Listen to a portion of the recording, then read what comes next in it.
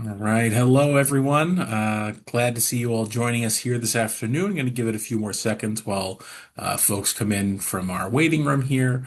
We're very excited to have you here this afternoon for our mini lecture titled Debunking the Myth: Why Traditional Analytics Still Matter in an AI World.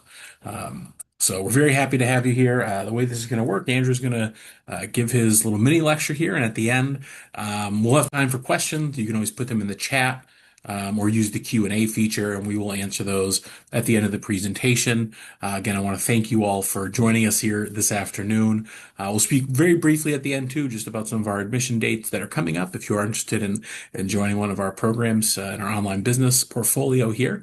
But what I'm going to do is I'm going to toss it over to Andrew, who's going to get us started on this mini lecture here this afternoon. Andrew, want to take it away? All right, thank you, Mike. So let me share my screen here. Hope you can all see the presentation that I have here.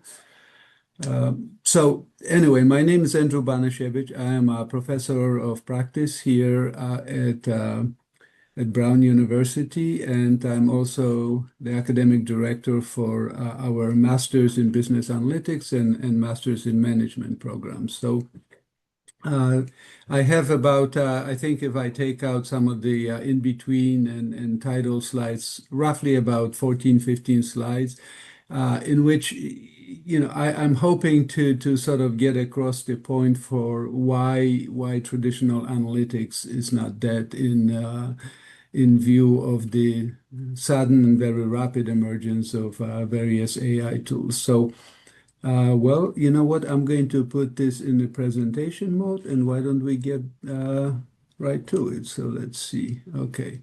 Well, so this is just a little bit of an introduction about of myself.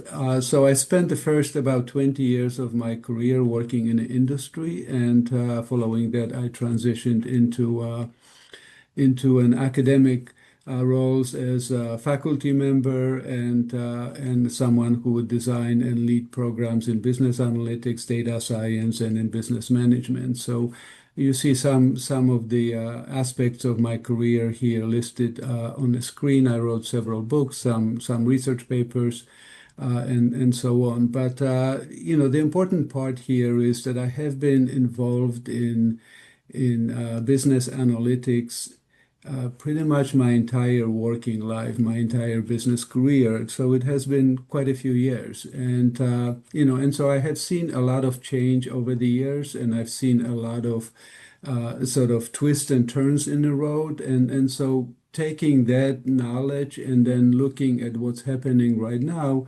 that sort of took me down the path of coming up with some thoughts here in terms of how the future is likely to unfold for us. So let me just jump into some of those ideas right now. So to start, I have probably the first few slides are a bit of a stage setting. And to me, that's important because, even the idea of what constitutes business analytics is really not very well defined. So sometimes those things mean somewhat different things to different people. And so when we're talking about traditional analytics versus AI, I think it's important for us to sort of have a common understanding of those terms and what we mean by one versus what we mean by the other. But even before we get to that, what I wanted to kick this off with is sort of a reminder of some of our built-in, if you will, cognitive limitations. So the manner in which our brains function is sort of constrained by several well-known effects. So cognitive bias, which essentially channels our attention to certain events, those that seem more recent, those that were more recent seem more likely to recur, those that had a greater impact seem more threatening, and so forth. Another idea is that of brain plasticity that perhaps is less known. But basically, the best way to think about it is that, as we go through life, we encounter a lot of stimuli. And then when we all lay down to get some rest, when we go to sleep, our mind goes to work, our brain goes to work to try to assimilate the new things that we've experienced during the day and sort of combine it with our prior experiences, prior knowledge. And so in doing so, it kind of does a lot of rearranging of those neural connections. And so what happens as a result of it, that what we believe we'll remember changes as time goes on because of that of our brains rewiring itself to accommodate new knowledge and new experiences. That is the very reason why eyewitness accounts become less and less reliable as time goes on. Someone could swear that they saw something happen one way, and if you had a video recording of it, it could be shown that it didn't quite happen that way. And so, because it's completely subconscious, completely involuntary. And channel capacity simply means, we have limited ability to consider information. So we can only think of so many things at one time, right? We can only remember so many things, and so that sort of further constrains our ability to function cognitively and to assimilate and make use of information. Now I'll go back to some of those ideas toward the end of my talk here, but I just wanted to start off with it. Now, another thing that I thought would be worthwhile, just sort of as a foundational point of departure, is to take a quick look at what I consider the evolution to be the evolution of structured analytics. Now, structured analytics, as opposed to just any analytics, when you think about trying to solve any problem via whatever ways, just thinking about it could be considered analytics. Structured analytics is different in the sense that it makes use of objective, defined methodologies, approaches to solving problems. So it essentially, so that's what we think of in terms of statistical analysis, in terms of scientific methods, the way that we developed and test theories and so forth.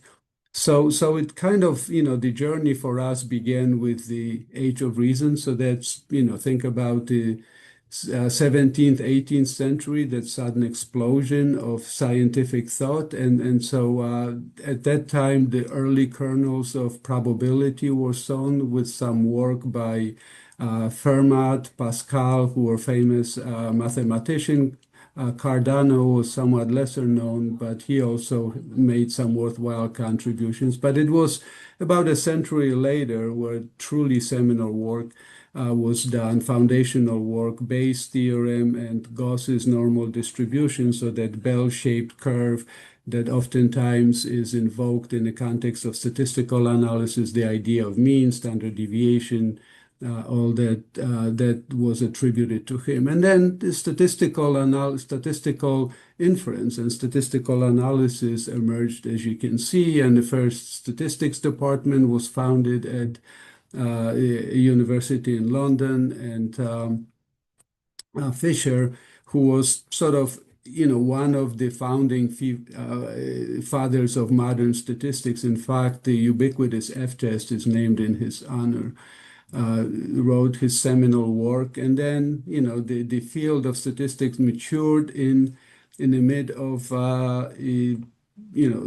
20th century, and then first neural networks emerged in early 1970s. So that was the beginning of machine learning as we know it today. And then sometime later, data science, big data, IoT, as in Internet of Things, those ideas followed. And then deep learning came after some time later. And deep learning in relation to just simple machine learning is sort of a more advanced form of machine learning. Machine learning in its sort of basic rendition is simply pattern recognition, and then applying that pattern to solving certain problems. Deep learning goes a step beyond, because those systems are able to not only recognize patterns, but then extract some generalizable conclusions, so sort of higher order learning, if you will, hence the name deep learning, and then use those higher order learning to do more advanced work. And then sort of last big step was cognitive computing, which is the ability to interact with computing systems using human language, whether it's written or spoken, but nonetheless human language. And so here we are, the age of data. So Let me now just jump into this idea of what constitutes traditional analytics as we think about it here at Brown and as I've experienced it for many years working in the industry. And so when you think about data analytics in the broadest possible sense, it could be seen as a sort of a two avenue road to discovery. The first is that of description. So you want to describe a phenomena using exploratory analysis, or you may want to test the efficacy of certain claims using confirmatory analysis. So trying to determine whether the difference between two phenomena, two quantities is meaningful, as in statistically significant, would be an example of confirmatory analysis versus exploratory, simply looking for patterns, kind of open-ended search, if you will.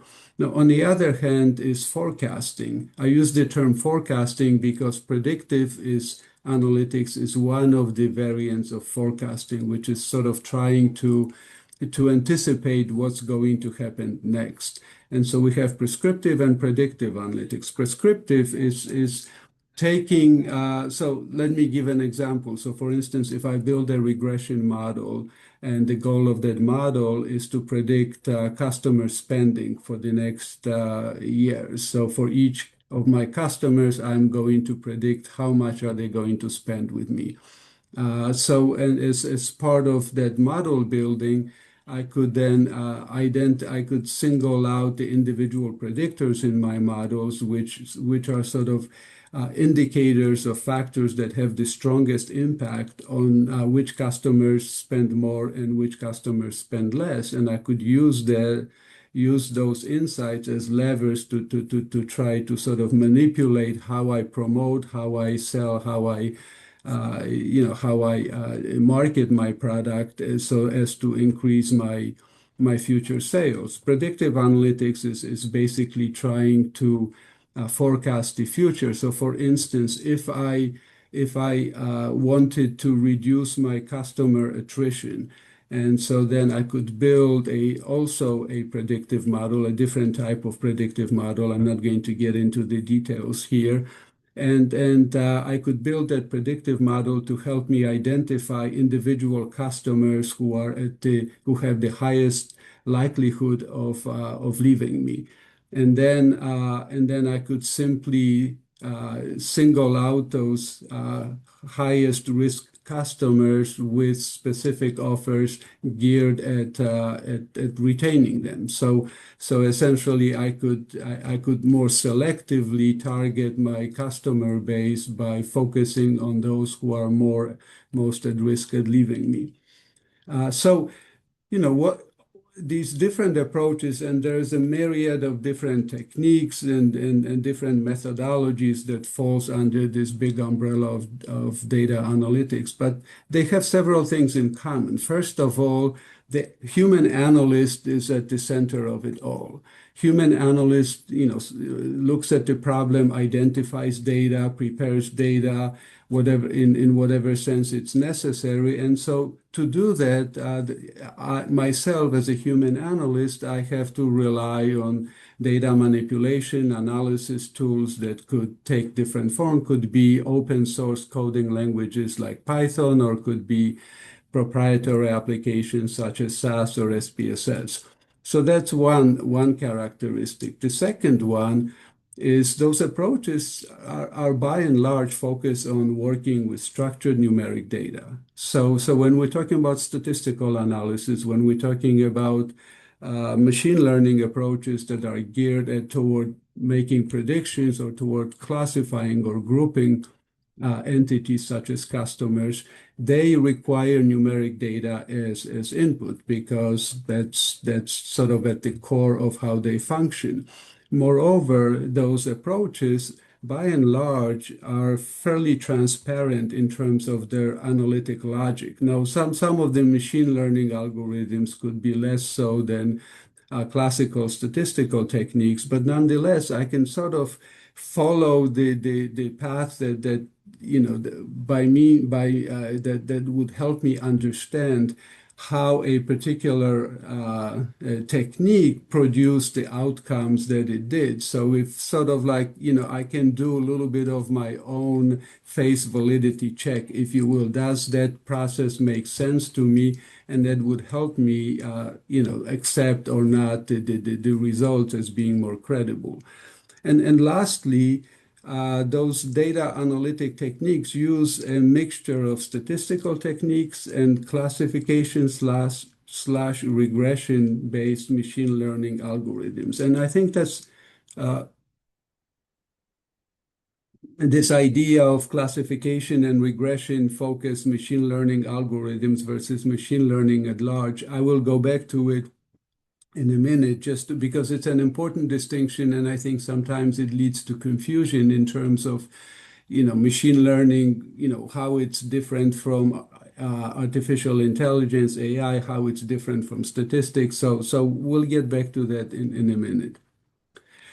So couple of points of distinction that I wanted to make here too. So first is the difference between what I call here classical statistics and machine learning. So hopefully this diagram is helpful here. But as you see here, what I try to do is sort of distill it down to like the most essential difference. And the most essential difference is that at the core of traditional statistical analysis is some sort of a human-driven theory or exploration attempt, right? So as I mentioned earlier, if I wanted to test some pre-existing belief regarding is the difference between the two outcomes in keeping with my expectation, and is that difference statistically significant, well, my expectation would be a manifestation of some underlying theory, some prior beliefs that I held. And so I'm using these statistical techniques to test the efficacy of my prior beliefs. Or, exploration where I'm basically going to look for something. So if I am choosing to do correlation analysis as a way of identifying relationships among different attributes or different variables, well, then I sort of thoughtfully select those specific attributes and variables that I'm interested in seeing whether or not and to what extent they might be related to one another. So essentially, statistical techniques as such allow us to test very specific, to allow us to basically conduct very specific analysis, but by the same token, also demand that we meet very specific methodological requirements of those techniques that are sort of built on certain distributional and other assumptions. Now, machine learning, on the other hand, uses what's known as mathematical optimization. So whereas in statistical analysis, I want to draw inferences. So I'm going to take a sample of data.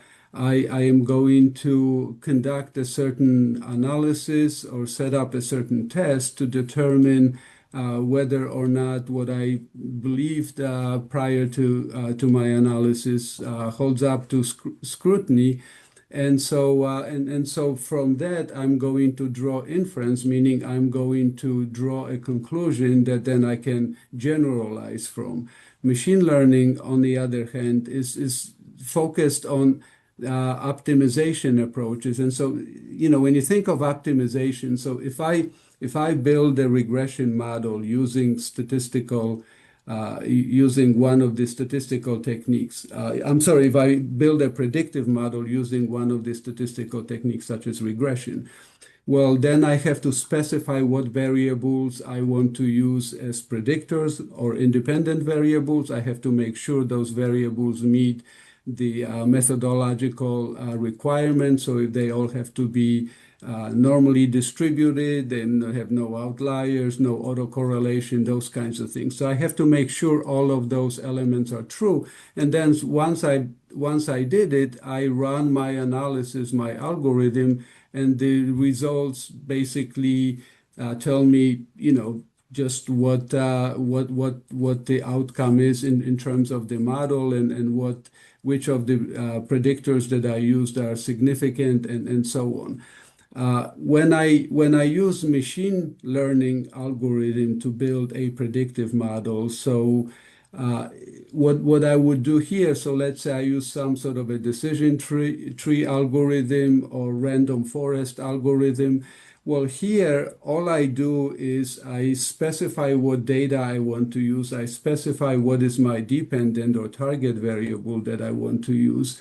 And then I essentially allow the algorithm to do its work independent of me. And the way the algorithm does its work, it's going to essentially build very many, like hundreds or thousands of those models that are drawn at random. So, for instance, it takes a certain subset of the available independent or predictor variables, builds one model, takes another subset that are selected at random, builds another model, and does it several hundred, oftentimes several thousand times, and then looks across those hundreds or thousands of randomly produced models and sees to see which variables occur most frequently as statistically significant predictors across those many different models, and then out of that it compiles a final solution. So there is no a priori belief, there is no any kind of theory, there are very limited, if any, assumptions. It just sort of kind of a brute force approach, which is essentially what mathematical optimization in this context is. So that's sort of a key difference here that is important to remember, because it translates into the utility of these different approaches. Now, in the second point of distinction I wanted to make is between machine learning and deep learning. And so here, hopefully this graphic sort of captures it for you. But the idea here is this, that in machine learning, as a human, I am still involved in the process. Now, I didn't really speak to it much, prior when I was comparing machine learning to statistical analysis, but I need to select the data. I need to curate the data to some degree, meaning that I said, well, what subset of all variables do I want to select? That's the feature extraction part that's highlighted in the schematic at the top, right? So the idea is that machine learning, even though the actual algorithmic work may be done in accordance with the pre-programmed rules that govern a particular algorithm, so the optimization process runs on its own. I, as an analyst, I'm not involved in the optimization, but I'm involved in selecting data and sort of choosing what elements of data I input into that process. Whereas in the deep learning, I'm completely out of that loop. And so this is where we go from less automation as in machine learning to a lot more automation, and the system becomes essentially self-functioning, self-perpetuating in terms of how it learns and how it kind of functions going forward in terms of making predictions, synthesizing information, and so on. So that is a huge difference, because when you stop and think about it, when I, as an analyst, I'm completely out of the loop, then I have to really, really trust how the inner workings of, in this case, a particular deep learning algorithm, because I have absolutely no way of sort of trying to understand how it does what it does, because the manner in which those algorithms function tries to emulate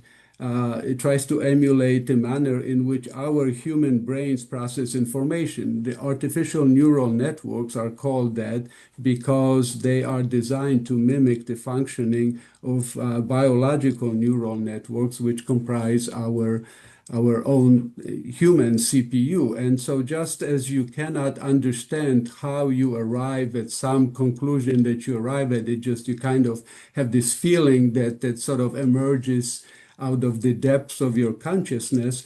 Well, that's essentially how deep learning algorithms work. So there is no way for an outsider to quote unquote lift the cover on it and look inside. There just is, you either trust what the output is or you do not, but there is no way of validating it in any way.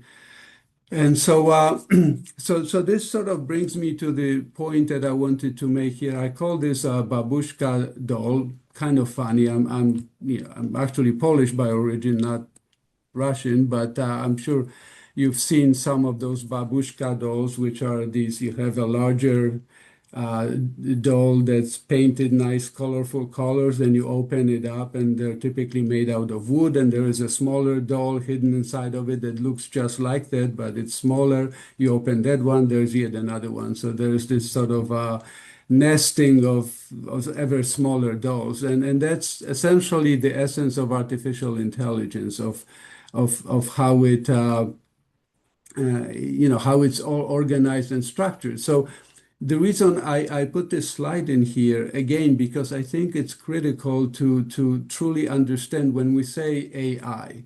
Now, if you look at the schematic, that is an incredibly all-encompassing expression. So AI includes all of machine learning, which includes the very simple algorithms that I've spoke about earlier, used for classification and predictions. And it also includes deep learning and generative AI and large language models that are all sort of nested inside those broader families of machine learning, deep learning, and so on. So it's important to be, to be sort of more specific than just saying AI. And I know it's become this term du jour where we all just speak in terms of AI, but in fact, when we get to the very sort of smallest units, what I have noted here as competing systems, those would be your ChatGPT, Google Gemini, Claude, and so on. So those are essentially specific applications of large language models that represent a subset of generative AI techniques that fall under the broad umbrella of deep learning that itself falls under the even a bigger umbrella of machine learning. So that's sort of, from a definitional point of view, I just wanted to make that point. So let me just get to the essence of what I wanted to address here. So AI, again, using it in this term du jour sense versus human-driven analytics.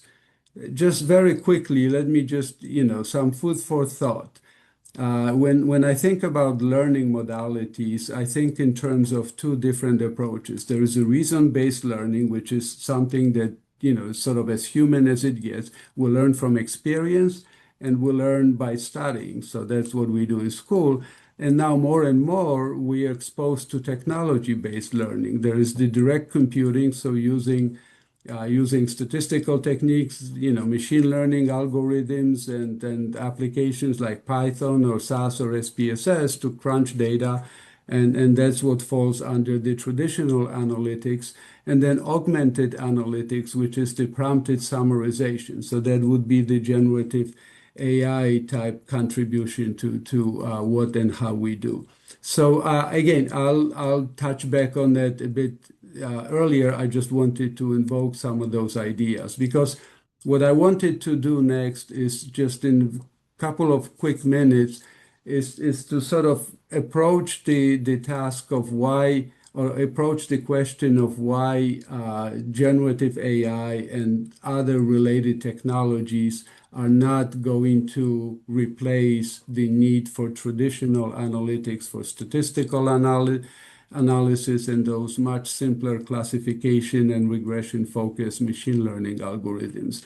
And so I wanted to use as background what's to marketers known as the 360-degree customer view. So it's this idea that if you're a marketer, you want to know everything there is to know about your customers, from their purchases to how they interact with your brand or with your product, and how they might be grouped together into some distinct segments, and how they speak of their experience or their like or dislike of your product services. So that's essentially having sort of like a complete picture of, what does your typical customer look like.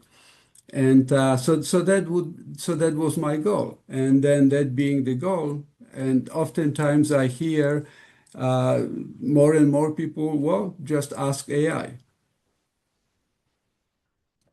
And so I did. Now here at Brown, we're provided with a premium subscription to Google Gemini, so that's what I used. And so this is the prompt that I submitted: create a 360 uh, degree custom.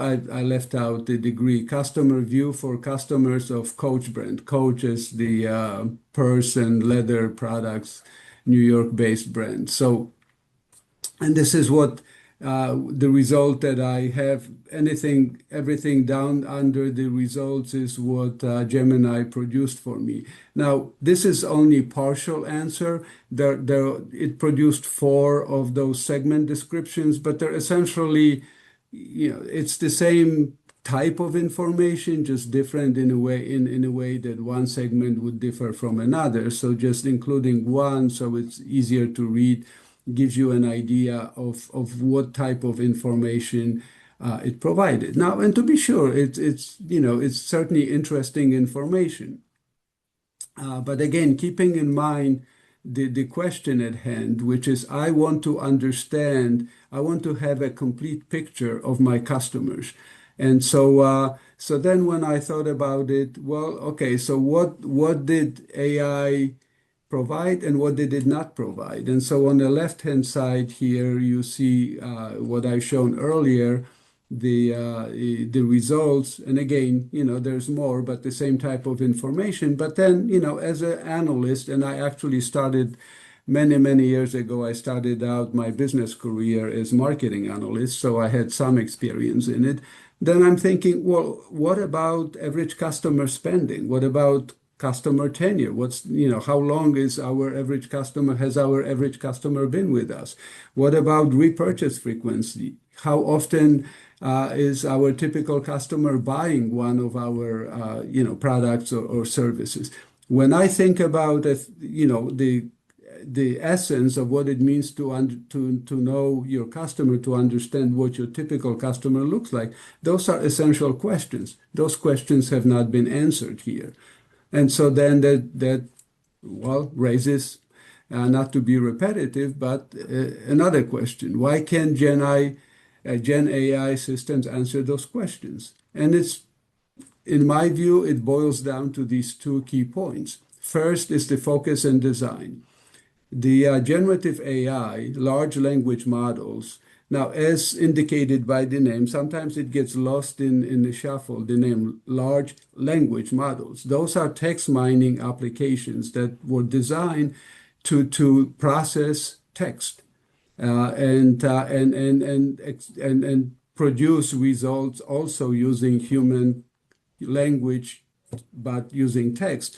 And so there's, analyzing text it's fundamentally different from analyzing numeric data. I mean, when you stop and think about it, the differences are just jarring and immediately obvious. So a system that is designed for the purposes of analyzing, synthesizing textual information is not necessarily going to work that well with numeric data, just as the systems that were designed to crunch numbers don't work terribly well with text data. And so that's one of that's one of the reasons. Now, if you look deeper into ChatGPT or Gemini, yes, they have some ability to crunch numbers, but they require specialized plugins from with Python, and it just becomes it's a bit of an uphill battle.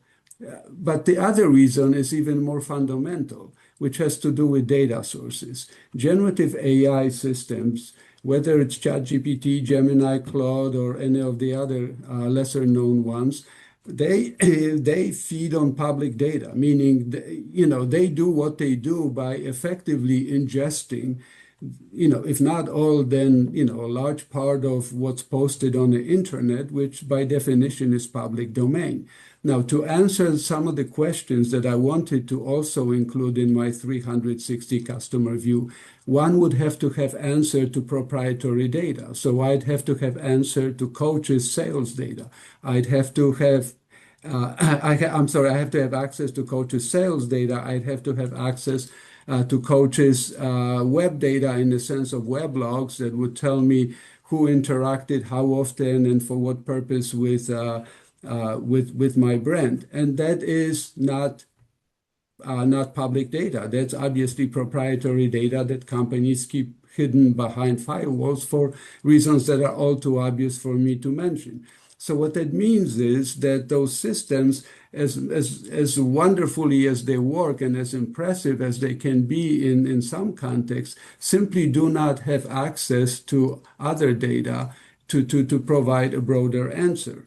And so, so then, what would be the rational thing to do? Well, first, when from an analytical point of view, we always need to keep in mind that certain aspects of what we're interested in might be found in what's publicly accessible data, and certain might be found in data that is not publicly accessible. So here, relating it back to my 360-degree customer view, purchases almost always proprietary data. Same with interactions. Now, when it comes to segmentation, bit of a mixture of public and proprietary data, and opinions by their very nature tend to be open to the public because they generally are made on various public forums and so forth. So what that means is that if I want to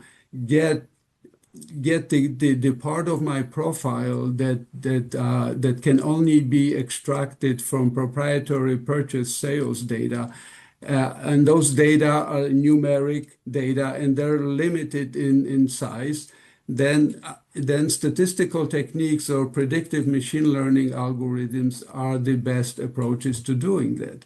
And one additional reason is that also when I work with quantities of data that are comparatively small in relation to what's used by generative AI, which are staggering volumes, right? But that's what it takes in order for the tokenization processes that drive the underlying text mining mechanism work, because tokenization basically just breaks up each word into these pieces known as tokens, and then it sort of rearranges it in the form of answer or some sort of synthesis based on a probability that the particular sequence is going to occur.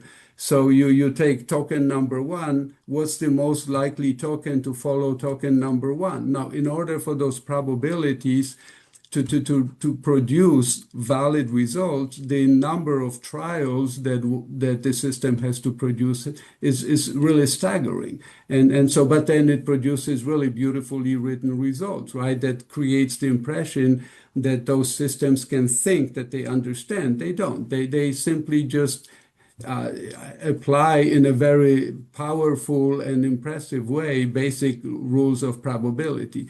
So anyway, so statistical techniques or traditional predictive modeling algorithms is my tool of choice if I want to understand customer purchase behavior.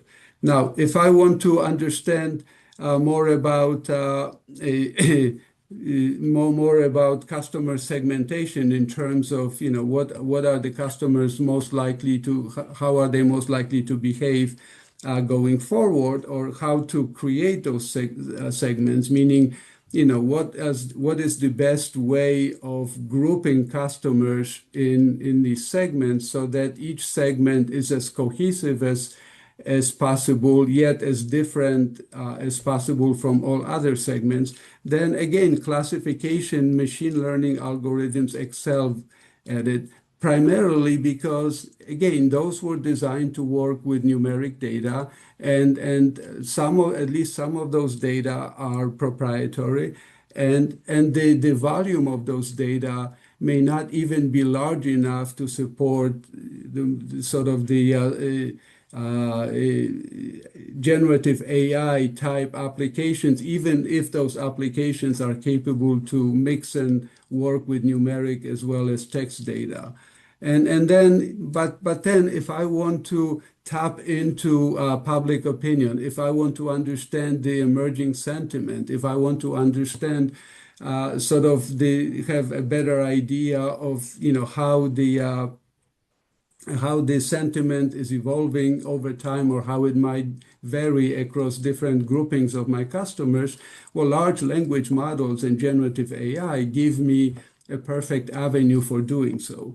And so the point here is, and this is really my closing comment. I had a couple more slides, but I will not bore you with those. So the point here is that in order for me to be able to answer this very commonly asked fundamental question of, what do my customers look like, and answer it in a way that really takes advantage of all data that are available and accessible to me, I necessarily have to use multiple tools. And just because this one new recently emerging tool is particularly impressive in the manner in which it functions, and it is, and it's very advanced, but it's still just a tool that serves a particular purpose. It's limited in terms of what it can do, even though what it can do, it does impressively well, but it still only does certain parts of the overall task because it's limited by the manner in which it functions and what data are accessible to it. And at the same time, if I, and so it's simply in order for me to be able to utilize all of the informational resources that are available to me as a business professional, management professional, as business analyst, I have to become fluent in using these different tools. So emergence of generative AI is not displacing the traditional analytics, it's adding to the data analytics toolbox, and it's compelling us to broaden our set of skills and competencies that we have to have as management professionals and as analytics professional to provide maximally comprehensive answers to nagging business questions. So with this, I am going to close my presentation. Hopefully it was informative to you. I'll be more than happy to answer any questions you might have.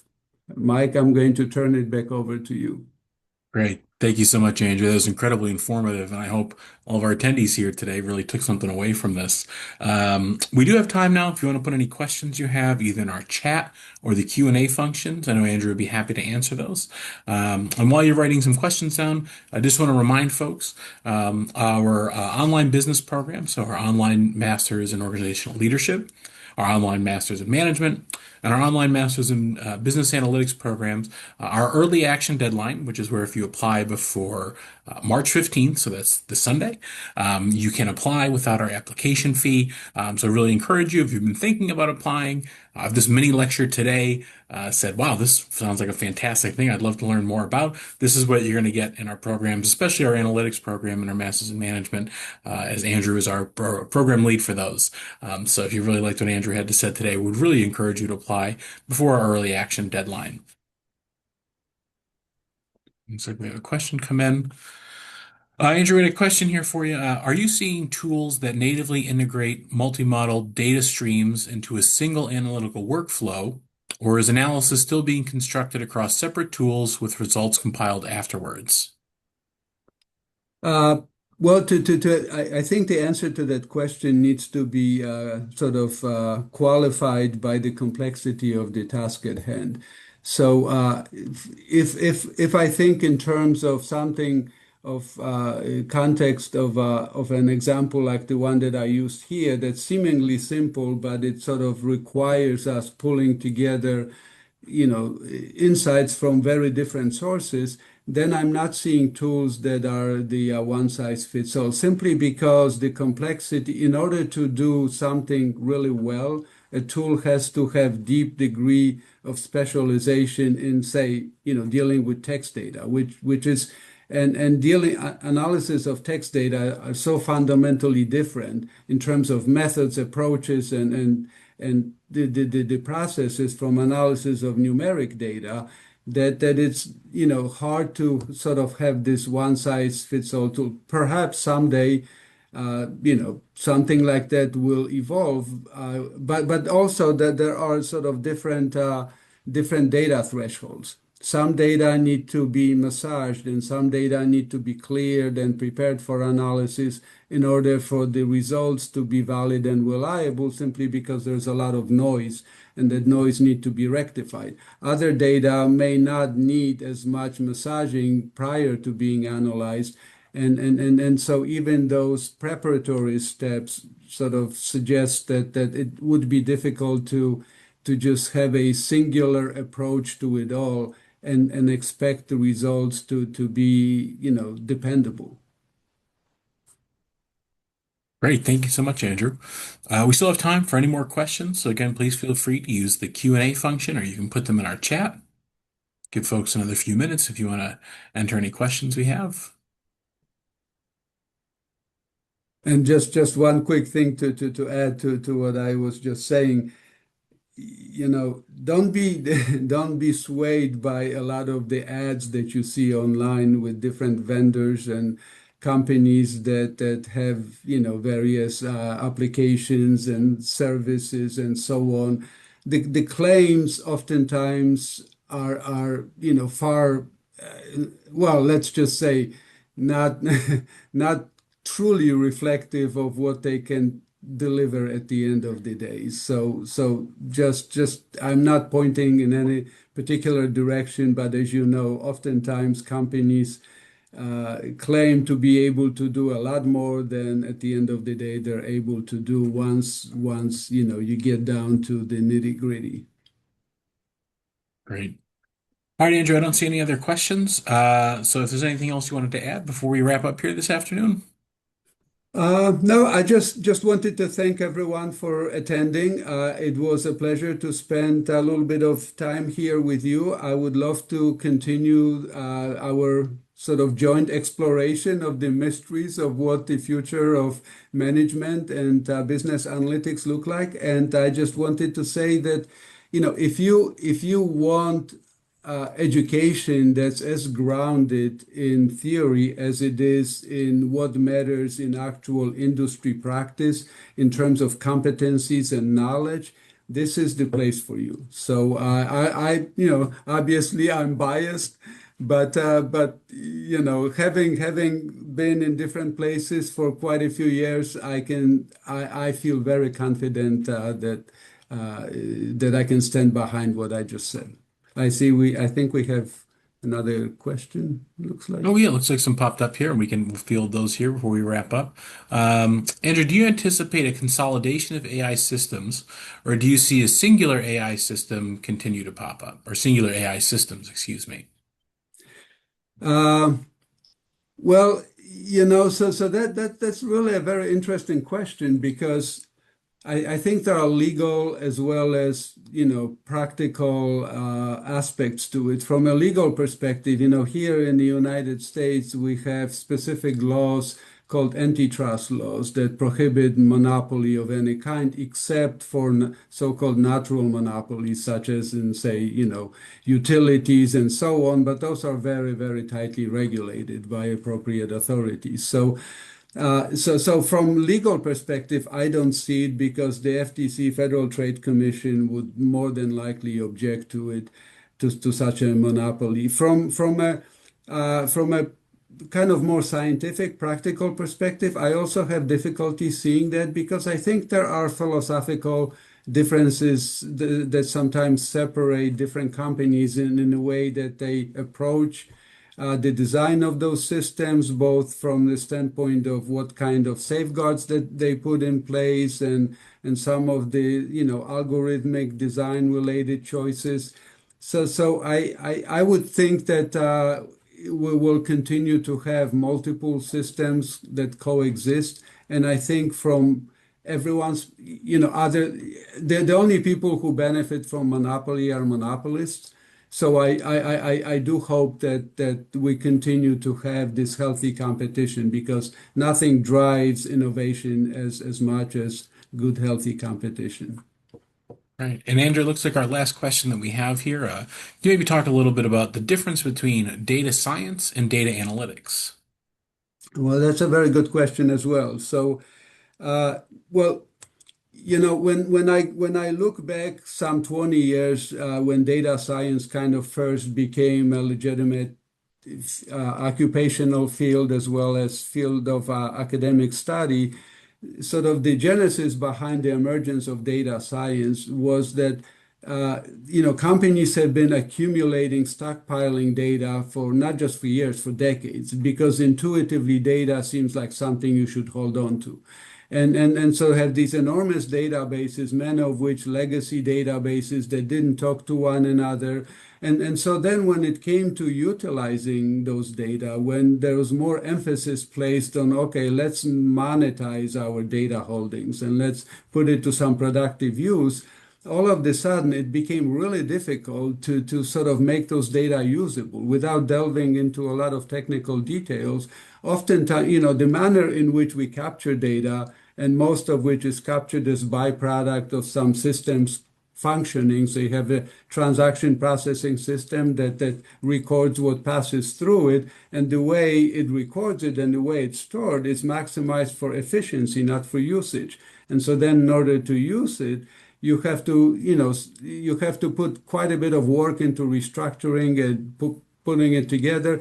And the skill set to do that was very, very limited. And so that's what compelled the emergence of data science. So this is all a long way of saying that data science has its roots in really making data usable. That is the first and foremost. And of course, then you build, high-falutin predictive models. But the fact of it is that, making data usable is something that everyone needs to have done every day. Building predictive models is an occasional endeavor, right? Because that's not done every day. So data science is a lot more technical, a lot more focused on coding skills, a lot more focused on sort of understanding the inner workings of particular analytic methods and algorithms. So it's a lot more technical. It just focuses on being able to do to data what someone would ask you to do to it. Business analytics, on the other hand, is less steeped in technical details in terms of all the necessary data preparation, but it's more focused on how can I, developing basic data analytic literacy, which is, what I have been focused on, and then taking results of data analysis and translating those into decision guiding insights, into useful knowledge, right? So it's sort of like it